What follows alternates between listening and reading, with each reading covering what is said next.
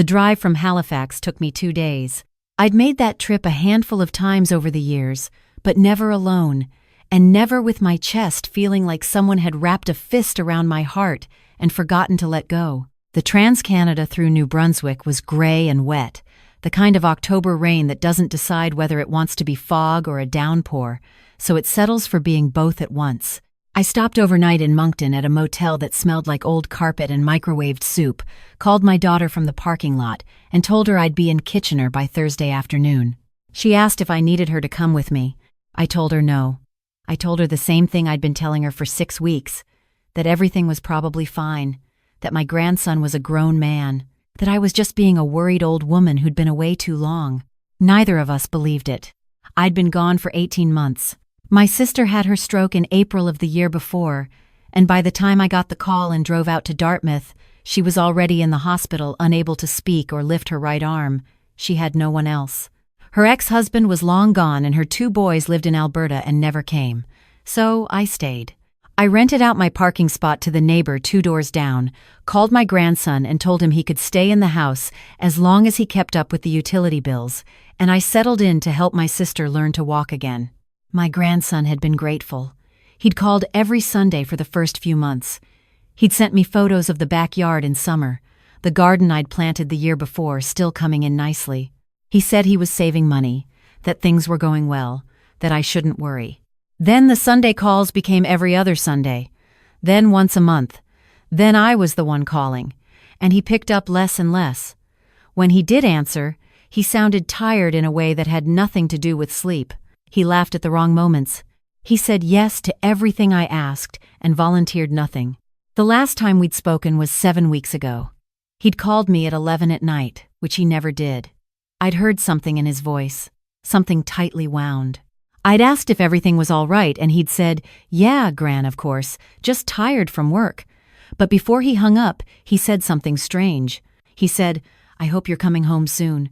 Not in the casual way, in the way that means something else entirely. My sister was well enough now. She had a walker, a part-time home care aide, and her speech back almost completely. She'd told me herself to go. She'd said, "Dorothy, go home. Something's not right." Mothers know things, and grandmothers, I've found, know them twice as hard. I turned onto my street just after 4 in the afternoon. The maple out front had gone full red, the way it did every October, and for just a moment everything looked exactly as it should. My little brick, semi-detached on a quiet street in the east end of Kitchener, the same house I'd lived in for 31 years since my husband Frank and I bought it new. Frank had been gone 11 years now. The house was mine outright. We'd paid off the mortgage the year before he died. Then I noticed the cars. There were 4 of them crammed into the driveway and along the boulevard. A pickup truck I'd never seen, a large SUV with a cracked rear panel, a white sedan with a Quebec plate, and a rusted hatchback parked halfway on my lawn. My lawn. The grass was ripped up under the hatchback tires and nobody had bothered to rake the leaves piling up along the front walk. I sat in my car for a moment with the engine off. Then I got my house key from my ring, the same key I'd carried for 31 years, and I went to my front door. The smell hit me before I was fully inside. Cigarette smoke, though I had never allowed smoking in that house, not once in 31 years. Cooking grease. Something like wet laundry that had sat too long. The entryway was cluttered with boots and sneakers and a large hockey bag that took up half the hall. None of it was my grandson's. Voices came from the kitchen. Loud ones. A woman's laugh. A television blaring in the living room. A child's voice, high and sharp, demanding something. I walked down my own hallway toward my own kitchen. There were 5 people that I could count. A woman in her 40s sat at my kitchen table eating directly from a pot, a phone propped against the sugar bowl.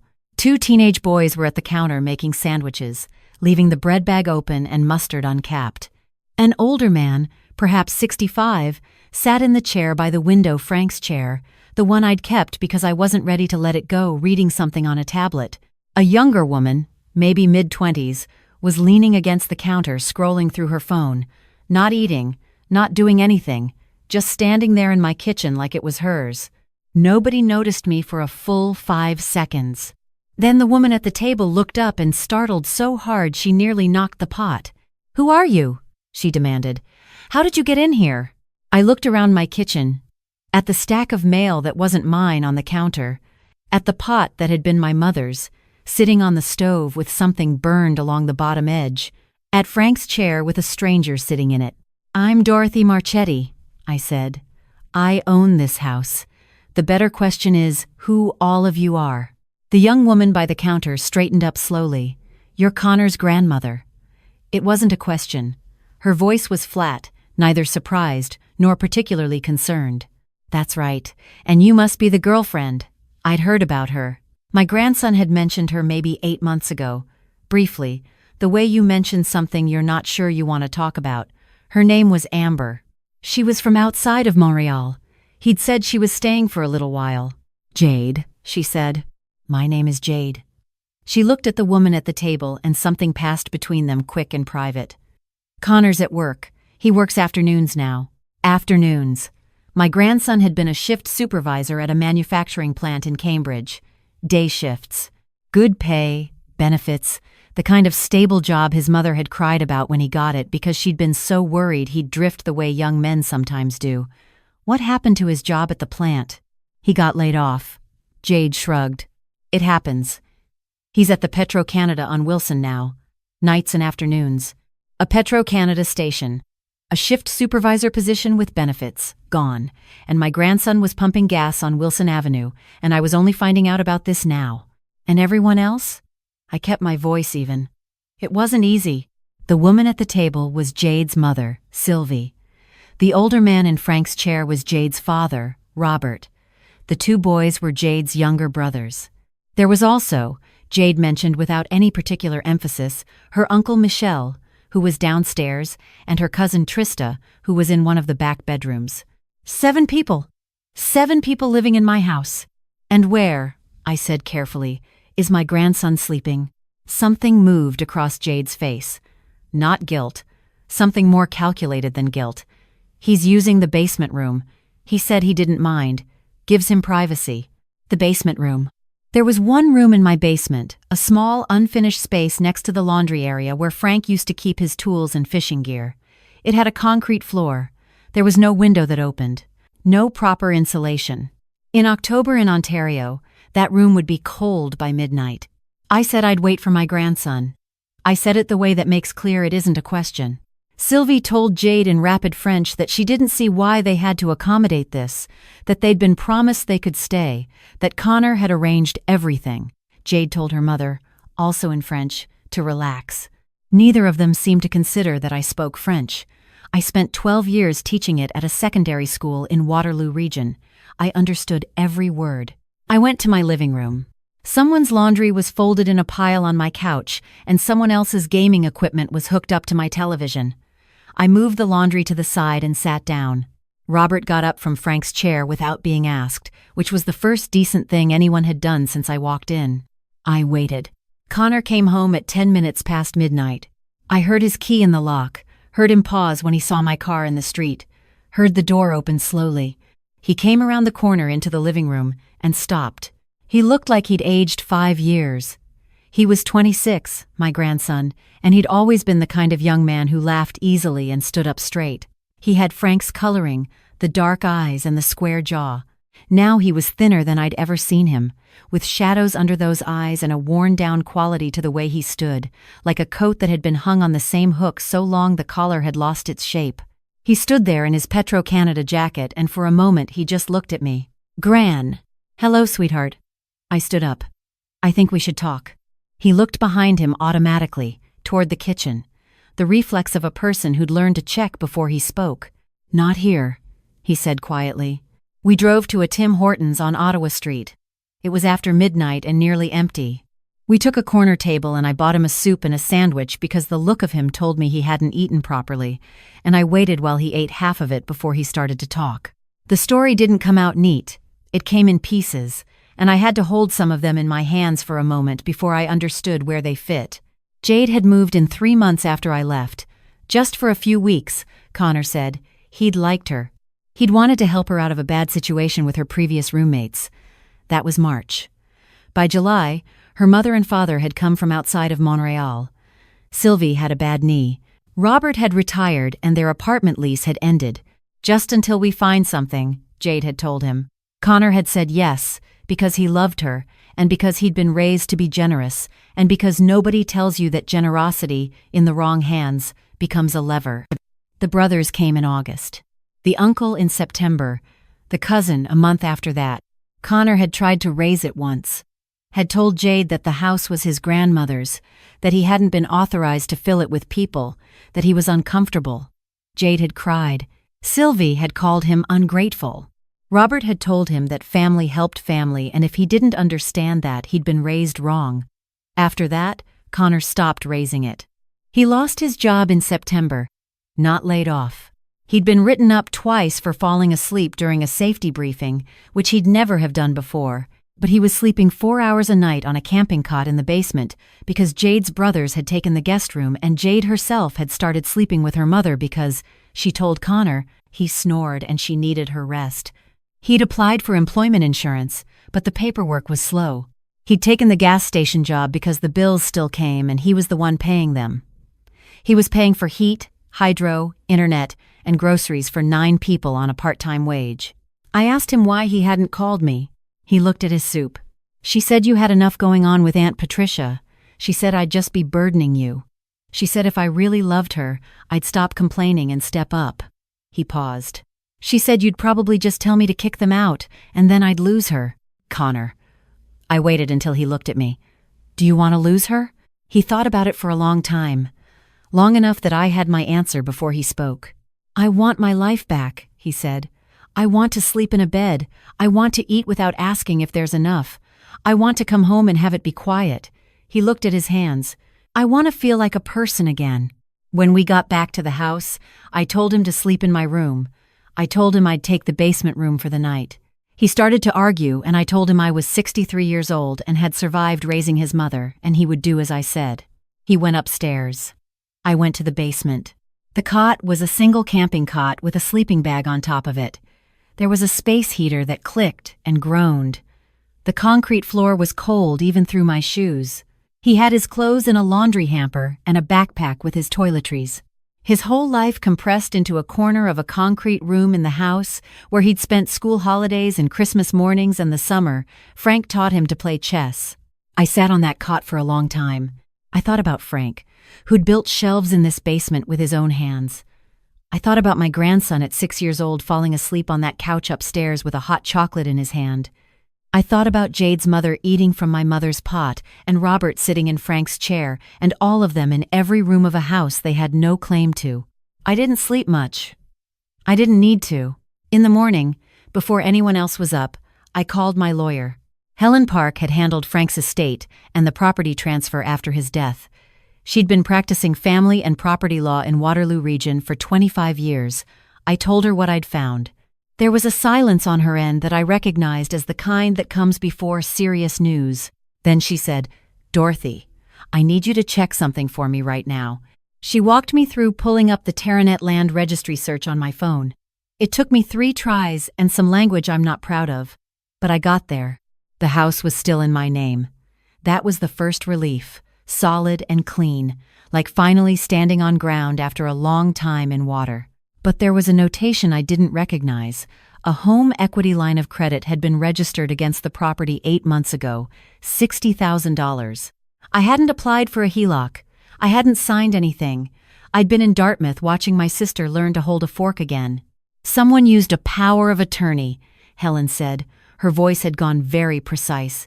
Do you have a POA registered to anyone? I did not. I had never executed a power of attorney because my affairs were simple and my children were listed as executors of my will, which was different. Whatever document had been used to access the credit on my home was not one I had made. This is mortgage fraud, Helen said. It's also identity fraud. Dorothy, do not touch anything in that house. Don't let anyone remove anything. I'm going to make some calls. I asked her how long I had before the bank opened. She said, 9 o'clock. It was 6:42. I made myself a tea in my own kitchen, slowly, deliberately, the way you do when you need your hands to have something to do so your mind can work clearly. I wrote down everything I could remember from the night before. Names. How long each person had been there according to Connor. The HELOC. The forged POA. I wrote it in the small notebook I keep in my purse for shopping lists, filling 4 pages in my careful printing, the same printing I'd used for 30 years writing vocabulary words on a blackboard. At 8:15, I drove to the Waterloo Regional Police Service Detachment on Ottawa Street. I asked to speak with someone about a property fraud matter and a potential forced removal. The officer at the desk, a young man who reminded me of one of my former students, looked at me with the particular expression people give a woman of 63 who says the word fraud in a police station, the one that means, let's see what we've actually got here. I put Helen's preliminary notes, the Teranet printout, my original deed photocopy from the folder I kept in the car, and my 4 pages of handwritten notes on the counter in front of him. He stopped looking at me that way. He sent Detective Lachlan O'Say. Detective O'Say was a calm man with reading glasses on a cord around his neck, who went through my documents thoroughly and asked very good questions. When I was finished, he said he'd need to involve the fraud unit, but that in the meantime, he could have an officer accompany me to the property to serve notice and ensure my lawful re-entry and occupancy of my own home. He also said that whoever had executed that fraudulent POA had done so in a notary's office, which meant there was a paper trail, and that in his experience, paper trails led somewhere. Officer Beaumont Riley was a woman about my daughter's age, solidly built, with very short hair and a way of standing that communicated clearly she was not there to negotiate. She rode with me in my car back to the house, read through my documents a second time on the way, and said, "Mrs. Marchetti, I've done 6 of these in the past 2 years. You'd be surprised how often this happens to people who go away to care for a sick family member." She shook her head. "Or maybe you wouldn't be." We arrived at 9:30. The pickup truck was still in the driveway. So was the Quebec plate sedan. I knocked on my own front door. "Old habit." Robert answered in a bathrobe.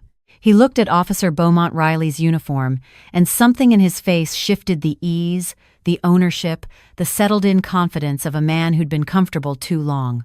It went somewhere tighter. "I'm here to let you know that you and everyone in this house has 48 hours to vacate the premises," I said.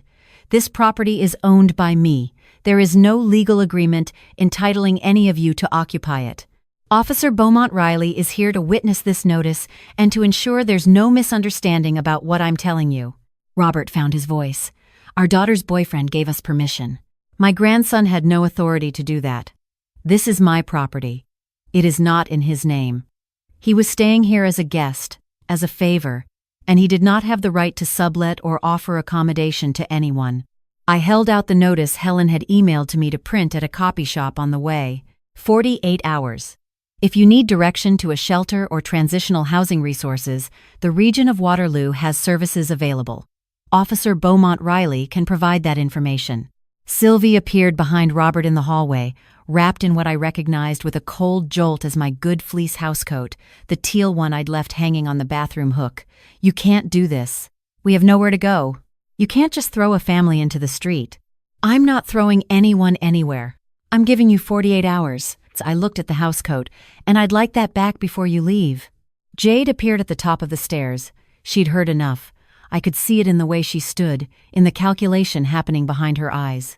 She came down slowly, and when she got to the bottom, she looked past me to Officer Beaumont Riley, assessing. "This is Connor's family," she said to me. Her voice was reasonable, almost warm, the way someone's voice gets when they've practiced persuading people. "You're disrupting your grandson's life. He wants us here. Ask him." I have asked him.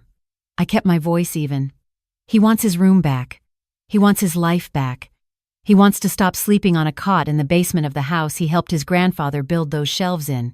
My voice came close to cracking on that last part, and I held it steady by sheer force. 48 hours, Jade. And I'll be contacting the bank about the HELOC this morning. The color left her face. Not gradually. All at once. That was she stopped. "Fraudulent," Officer Beaumont Riley said pleasantly. "The POA used to authorize it was fraudulent, which is a criminal code matter, not just a civil one. So, 48 hours, miss." She smiled. It was a very clear smile. I didn't wait for further discussion. I went upstairs and knocked on my own bedroom door. Connor opened it in yesterday's clothes, having clearly not slept much either. "Come on," I said. "Come watch." We stood together on the front walk in the October cold while the activity inside began, Robert on the phone, Sylvie crying in a way that was loud enough to be heard through the window, Jade sitting at my kitchen table with her own phone, very still, doing whatever people do when they're trying to figure out how much damage has been done. Connor's hand found my arm and held on. He was 26 years old, and he held on the same way he had at 6, when his grandfather died, and he didn't fully understand it, but he understood enough. "She's going to say I knew about the HELOC," he said quietly. "Did you?" "No. I knew something was going on with the mail. There was financial stuff she said was junk. She took care of the mail." He exhaled. "I should have paid more attention." "You should have," I said. "But that's done. Helen will handle the bank." I put my hand over his. "You didn't do this, sweetheart.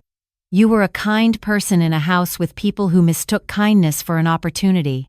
The 48 hours were not entirely smooth."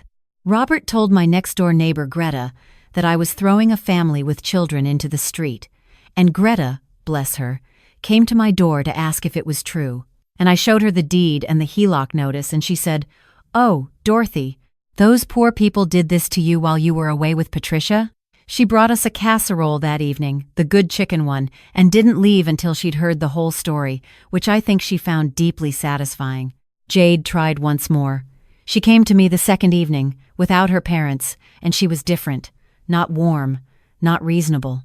The practiced quality was gone, and what was underneath it was harder. "You've destroyed our relationship," she said. "You know that. Mine and Connor's.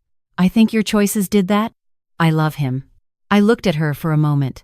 She was young. She was not a stupid person. That was the part that was almost sadder than the rest of it. "Jade, if you loved him, you wouldn't have let him sleep on a cot in the basement.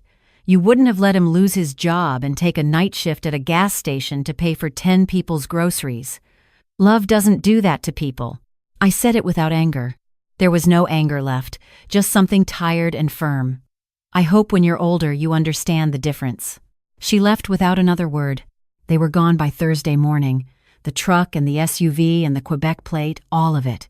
They left the house in a state that took 3 days to properly clean. There was a patched-looking hole in the drywall in the second bedroom. The bathroom grout needed replacing. The housecoat was left on the front walk, which I took as a farewell gesture of some kind. Connor scrubbed that bathroom from top to bottom on the first day. He didn't ask me to help him. He just did it. And when he was done, he came and found me rehanging the kitchen curtains they'd taken down and never put back. And he said, "I'm going to pay you back for the utilities. All of it. Every month from when they arrived." "You'll do no such thing." "Gran, you were manipulated in your own home by adults who knew exactly what they were doing. You don't owe me money. You owe me Sunday phone calls." I handed him the other curtain panel. "Every week. No excuses." Helen moved quickly on the HELOC. The fraud investigation traced the power of attorney to a notary in Kitchener who had processed the document based on a false identity card. The signature was a reasonable imitation of mine, clearly done by someone who'd had access to other documents bearing it, which, Detective Osei pointed out, explained the particular interest Jade's family had shown in the mail.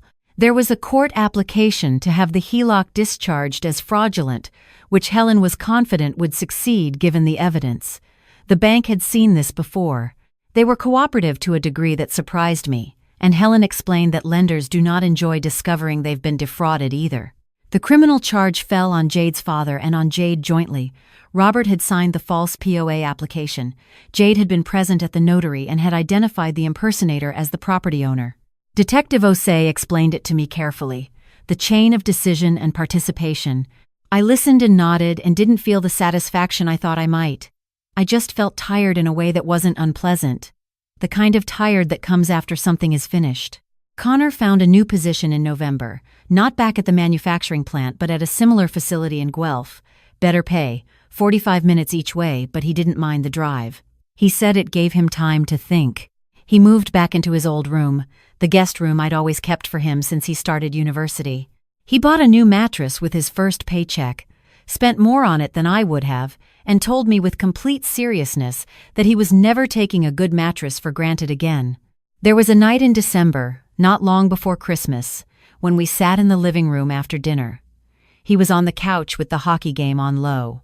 I was in the armchair that is not Frank's chair but is close to it, knitting the scarf I'd been working on since October.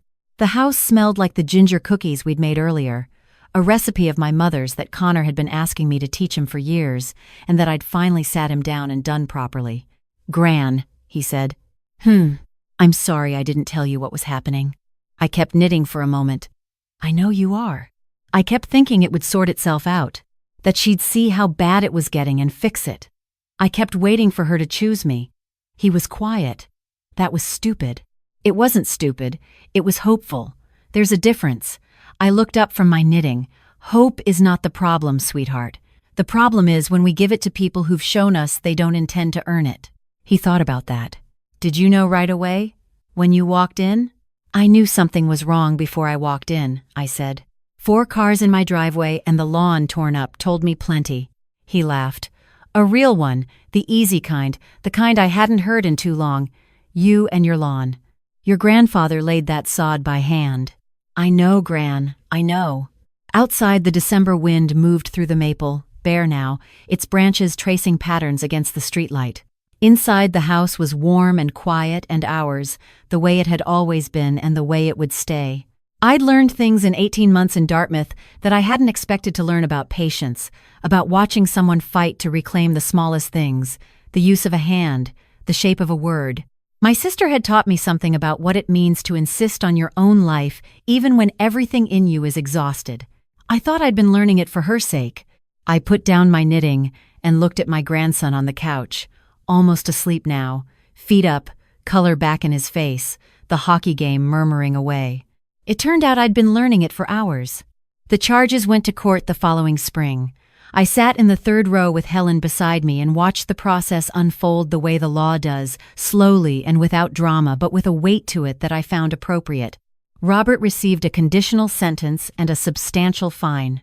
Jade received a suspended sentence with conditions, some of which related to her proximity to my address, "You never passeded," which Helen had insisted on and the Crown had supported. I didn't speak to Jade again after that December evening. I don't know where she is now. I don't particularly need to. What I know is that on Sunday evenings my phone rings at 7 o'clock. My grandson calls to tell me about his week. He talks too fast and laughs too easily, and sometimes I have to tell him to slow down because I can't follow him when he's excited. He started taking a woodworking class on Saturday mornings, the kind his grandfather would have loved.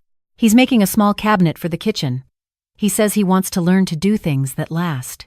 I told him that was exactly right. Some things I've found are worth coming home for. And some things, once you've fought to keep them, you stop taking for granted. The warmth of a house that's yours. The sound of someone you love moving through the rooms. The ordinary and irreplaceable miracle of a Sunday phone call from a number you know by heart. I came home. That was everything.